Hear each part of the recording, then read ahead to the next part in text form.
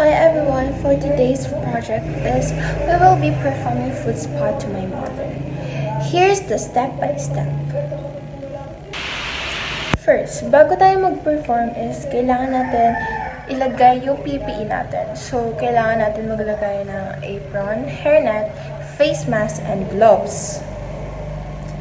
After that, kailangan natin ng basin. So, any other type of basin, basta kasya yung fit ng client natin. So, dapat yung basin natin is may water na siya.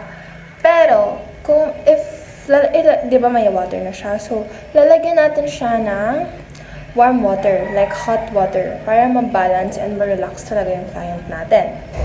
And after that, lagyan natin siya ng foot soap and pabulain muna natin siya bago natin ilagay yung foot ng client natin.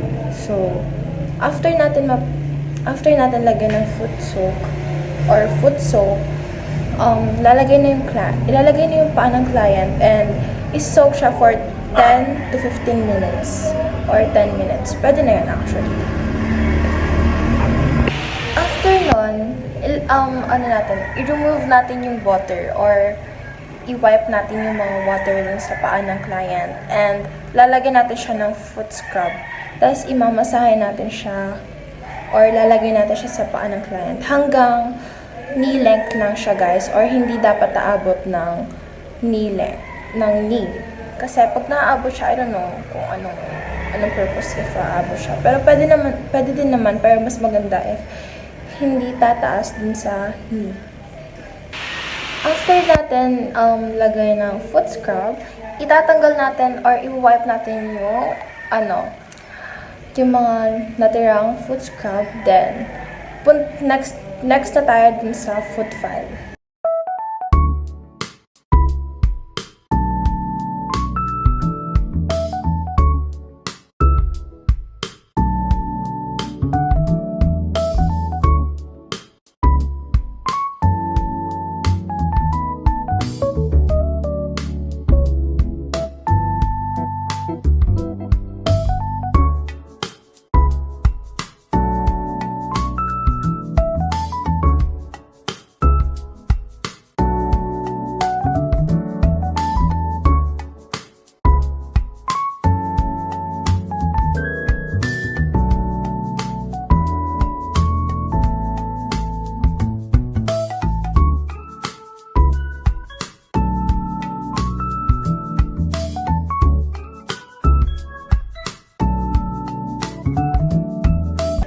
After natin mag-foot file, i-massage na natin siya. Pero bago yung massage, lalagyan natin siya ng lotion.